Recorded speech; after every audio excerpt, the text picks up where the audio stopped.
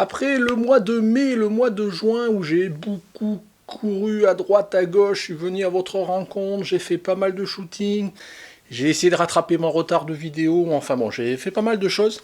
Et en ce mois de juillet, franchement, j'ai ressenti une fatigue et j'avais envie un petit peu de me poser sur ce mois de juillet et de refaire un petit peu le point, je vais dire, sur un point sur ma situation photographique, et j'en profite aussi en même temps pour faire un point sur la chaîne. Voilà, je vous ai sous-entendu, je savais pas trop si j'allais continuer ou pas.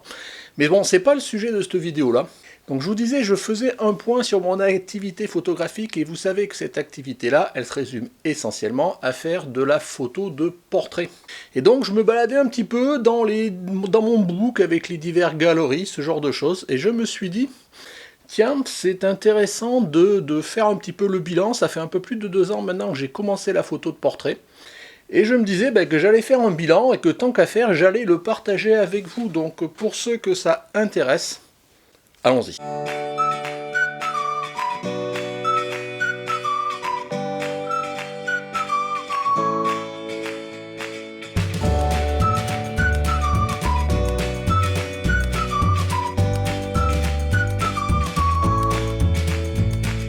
Bonjour, bienvenue sur Jeff Photographie. Donc comme je vous le disais aujourd'hui, je vais vous faire un petit peu le bilan d'un peu plus de 2 ans, presque 2 ans et demi maintenant, d'une activité autour du shooting de photos de portrait. Donc pour ceux qui me suivent depuis le début, bon, je pense que vous n'avez rien à prendre, c'est juste peut-être une synthèse un petit peu. Pour les autres, vous allez peut-être un peu découvrir un petit peu tout mon fil depuis ces un peu plus de 2 années où j'ai débuté la photo de portrait en partant quelque part de rien, au-delà de la volonté farouche de vouloir me lancer dans cette activité-là, ou en tous les cas, d'essayer. Donc j'ai pris quelques petites notes parce que bon, on va commencer avec quelques petites statistiques. Donc j'ai vraiment commencé mon premier shooting, je l'ai débuté, vous voyez, en janvier 2017. Vous voyez, ça fait 2 ans et demi maintenant. Donc janvier 2017, premier shooting, mais ça faisait plusieurs mois déjà que je cherchais vainement et difficilement, et je comprends ceux qui essayent et qui ont des difficultés, parce que si vous voyez les vidéos que j'avais fait de restitution à l'époque, comment j'ai galéré à trouver un modèle pour mon premier shooting. Donc voilà, j'ai enfin trouvé ce modèle pour mon premier shooting, et c'était en janvier 2017. Et après, c'est toujours pareil, une fois qu'on a mis le doigt dedans, on rentre dans une logique, on a quelque chose à montrer, et puis petit à petit, ça démarre. Et du coup, en 2017, j'ai fait un bilan, j'ai fait 8 shootings. En 2018, j'en ai fait 15, et sur cette année, j'en suis déjà à 19, alors à l'heure où je vous parle, donc en juillet, sachant que là, sur juillet, j'ai pas prévu d'en faire. Et bon, on va voir, voilà, on va discuter en fonction de ce que je vais dire après, comment je vais continuer ou pas. Donc ces shootings, il y en a, je sais pas, une trentaine, je crois, quelque chose comme ça, sur 2 ans et des poussières. Je les ai faits en photographiant 20 modèles, 19 femmes et 1 homme. Donc vous voyez, c'est assez varié. Sur tous ces shootings et tous ces modèles, j'ai 2 modèles qui sont récurrents, qui sont d'une part Romy, avec qui j'ai fait 7 shootings, et Mélanie, avec qui j'en ai fait 5. Donc c'est toujours bien pratique d'avoir comme ça des modèles avec qui vous pouvez revenir parce que vous vous connaissez bien, vous vous faites confiance, et c'est des modèles avec qui vous pouvez tenter des choses que vous peut-être pas essayé avec un modèle avec qui vous n'avez pas encore rentré en relation, vous ne savez pas comment elle va se comporter, quel va être votre feeling avec ce modèle-là. Donc voilà pour la partie, je vais dire, purement statistique. Avant de rentrer peut-être un peu plus dans le détail des différentes principales étapes que moi j'ai ressorti de ces 2 ans et quelques d'apprentissage de la photo de portrait, je voulais vous passer quelques photos qui retracent un petit peu les principaux shootings que j'ai pu faire sur ces 2 ans et demi. C'est parti.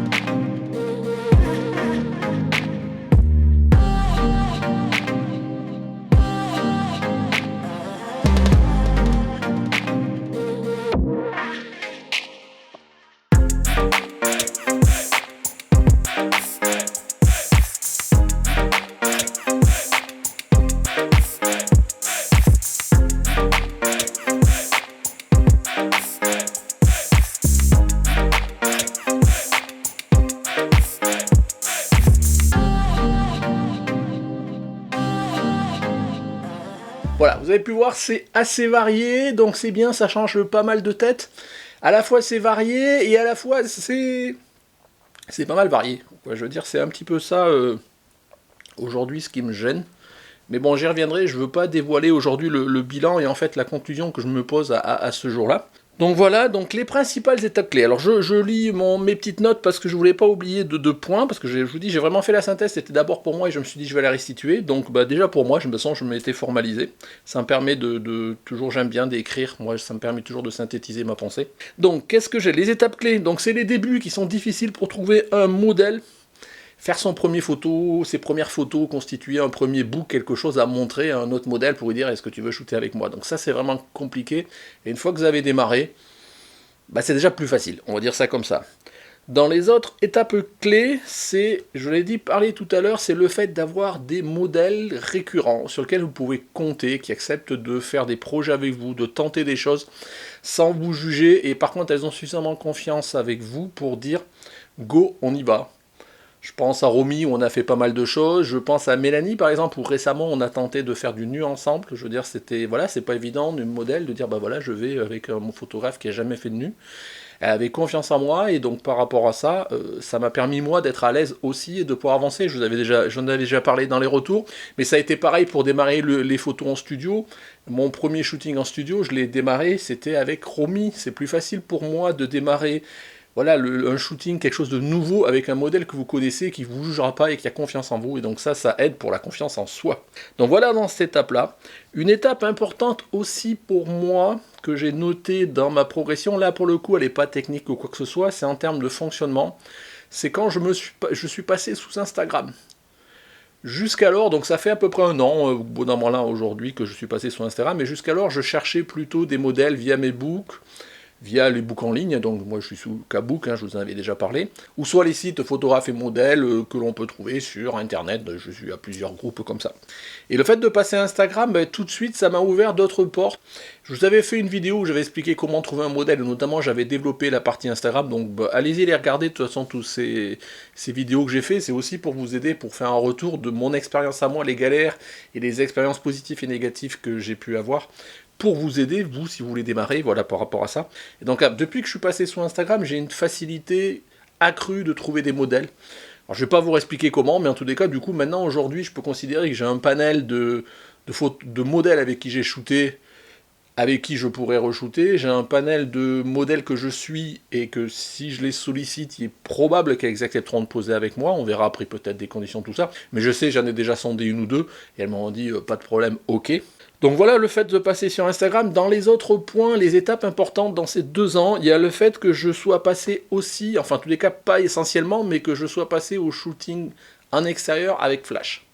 Donc ça c'est quelque chose que j'avais fait début d'été dernier.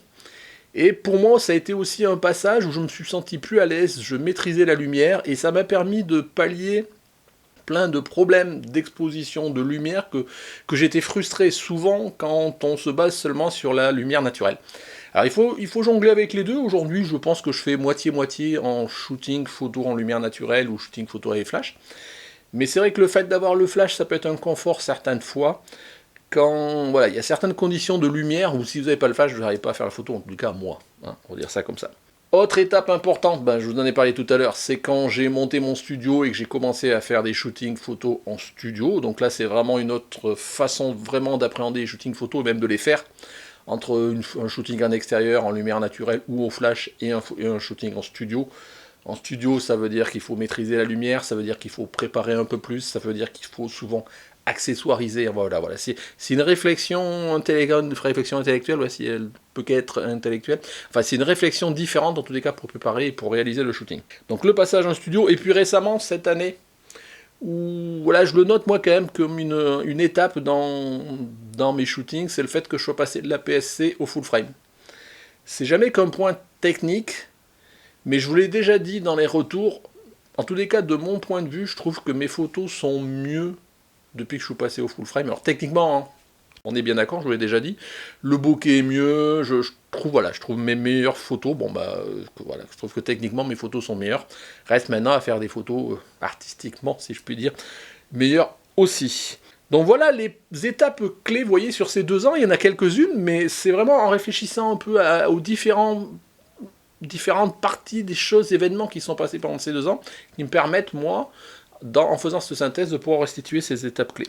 Sachant que le plus important pour moi dans tout ce qui est photo de shooting, je pense que je vous l'ai dit à rabâcher, et je le redis encore une fois, c'est vraiment le feeling que vous pouvez avoir avec votre modèle, que ce soit un homme ou une femme, qu'elle soit vieille ou jeune. Enfin voilà, bon, quel que soit le modèle que vous avez, il faut qu'il y ait un feeling.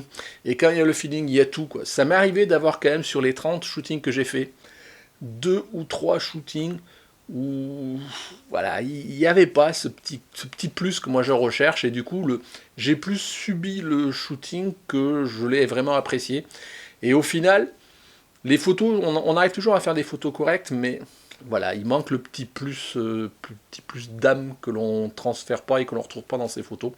Et donc ça, vraiment, c'est super important, et ça dépend à la fois de soi, la capacité à guider le modèle, à le mettre à l'aise, à discuter, à montrer son travail de façon à ce qu'elle ait confiance aussi au fil de l'eau quand c'est un modèle que vous ne connaissez pas. Mais ça dépend aussi du modèle. Non, c'est une relation humaine, donc ça dépend des deux, et franchement, c'est ce qui a le principal pour moi. Dans les principales difficultés que j'ai rencontrées durant ces 2 années et quelques, donc c'est au début trouver des modèles, je vous l'ai déjà dit, voilà. Aujourd'hui, ça l'est plus trop, maintenant, c'est pas pour ça qu'elles viennent tous toquer à ma porte et que je les refuse, hein. Autre point, et là on va aller plus, voilà, on va commencer à cibler plus vers ma logique de bilan. Autre point de difficulté que j'ai encore, c'est trouver des lieux de shooting. Voilà, ça pour moi c'est quelque chose, je me dis quand je veux faire un shooting, je me dis bon maintenant on va où? Alors souvent je suis peu aidé par les modèles parce qu'elles ont beau soi-disant, enfin soi-disant non, c'est pas soi-disant, mais avoir fait plein de shootings par-ci par-là, c'est rare qu'elles me disent ah bon on peut aller là-bas, on peut aller là-bas, on peut aller là-bas.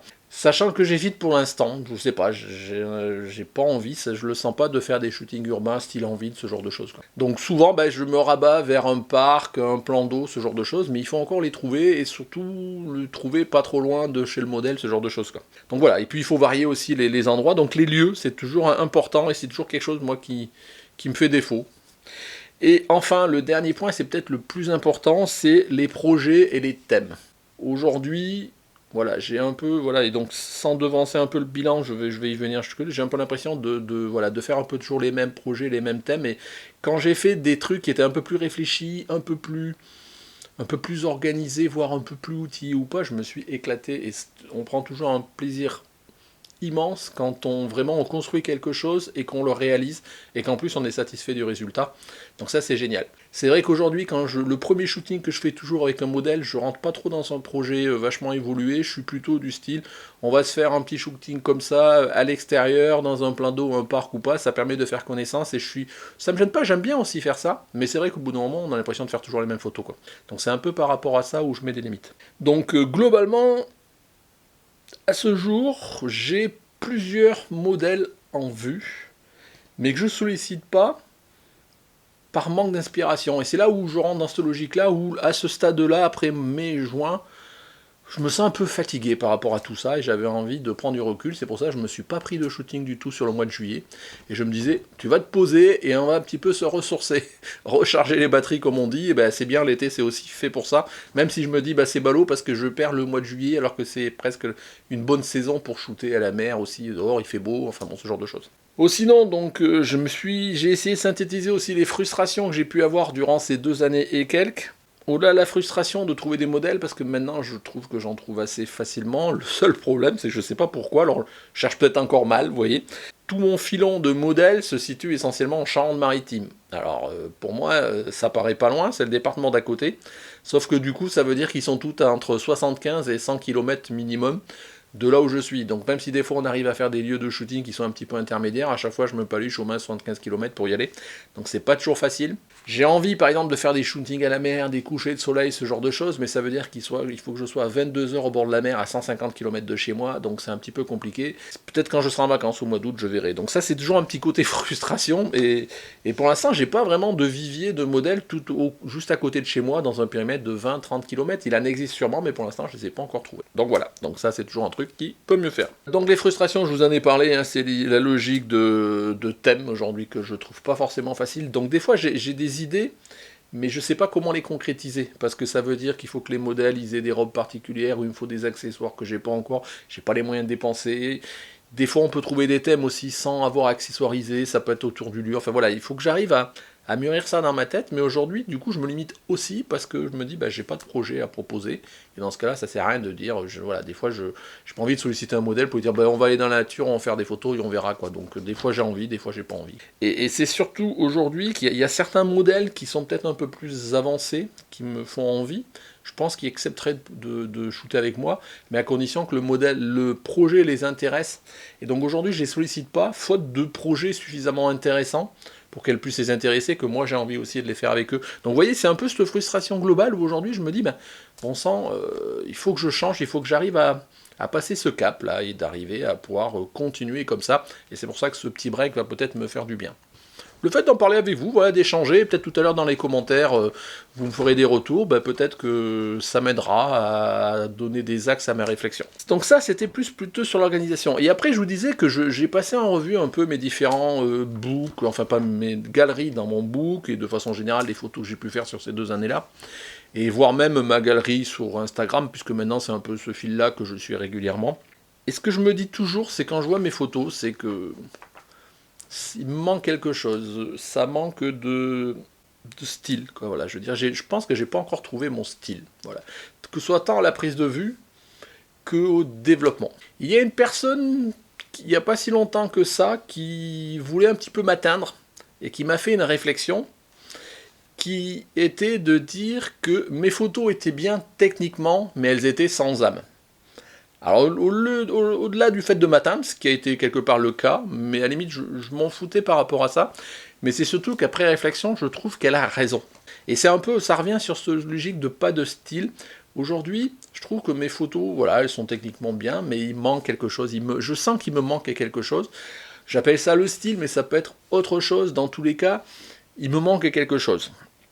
Donc, pour franchir en tous les cas un cap qui permettra que je me sente mieux, alors pour trouver des projets, pour solliciter des modèles, pour avancer techniquement, qualitativement, artistiquement, même si bon là-dessus je mettrai plein de guillemets partout. De façon générale, mais comment trouver son style, je sais pas, moi je vois par exemple que moi j'aime faire des photos, vous le savez, on en parle, et même si vous regardez de toute façon mes photos que je vous ai montrées tout à l'heure dans le diaporama, j'aime bien les photos qui ont en couleurs, qui sont des couleurs saturées, qui pètent, ce genre de choses. Et quand je vois souvent plein d'autres galeries à côté, de côté d'autres photographes, il y a des galeries qui marchent, qui a priori sont appréciées, ce genre de choses, souvent c'est complètement l'inverse, quand les photos sont vraiment désaturées, et à la limite j'aime bien. Mais quand j'essaie de me dire, est-ce que si j'essaie d'appliquer globalement ce genre de développement, par exemple pour parler que du développement à mes photos, j'aime pas. Voilà. Voilà, il faut arriver à trouver quelque chose. Et aujourd'hui, j'en suis pas vraiment satisfait de ce que je fais. Donc elles sont peut-être bien techniquement, mais sans âme. C'est peut-être le mot. Je veux dire, c'est vraiment autour de ça aujourd'hui que je réfléchis. Bref, vous l'avez compris, je suis en pleine réflexion, dans ce bilan, c'est un peu une autocritique, c'est un peu une phase de doute, je sais pas, c'est pour ça que je vous dis, j'avais besoin de m'arrêter et de me poser un petit peu. Je vous dis, n'hésitez pas à me dire en commentaire, voilà, ce que vous pensez de mes photos, alors les quelques-unes que j'ai pu vous montrer, mais elles sont accessibles via le book, je vous mettrai en description, dans mon Instagram, elles sont aussi en description. La plupart du temps, les meilleures, je vous les ai déjà montrées dans toutes les vidéos, éventuellement regardez les anciennes vidéos, ce genre de choses, pour me dire ce que vous en pensez, voilà, pourquoi pas. Je suis toujours preneur de conseils, d'avis extérieurs, c'est toujours bon d'apprendre. De toute façon, dans ce sens-là, ce que j'ai fait, c'est que, aussi ce que je me suis dit en regardant un peu mes photos, c'est que si j'isole les photos noir et blanc de toutes les galeries photos et des shootings que j'ai pu faire, je trouve que ça commence à avoir un petit peu de la gueule. Et là, je me dis, j'ai l'impression qu'il commence à y avoir un certain lien entre ces photos, et ça pourrait constituer quelque part une série. Donc, pour vous donner un petit peu, pour vous montrer un petit peu ce que j'ai à l'esprit, je vous montre quelques photos là, qui sont des photos issues des mêmes shootings de ce que je vous ai montré tout à l'heure, mais des photos qui étaient essentiellement en noir et blanc. Je vous les montre.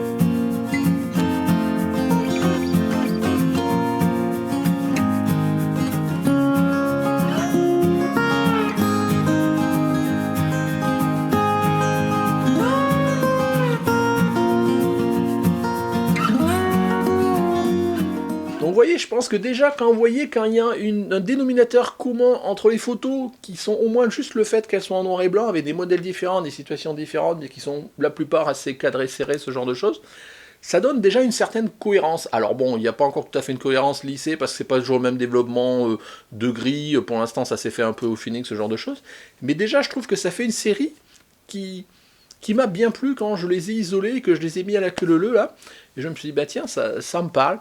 Et donc du coup, un petit peu pour faire le bilan de tout ce que j'ai pu vous dire là, je vais me ressourcer, je vais essayer de réfléchir et de franchir ce fameux cap.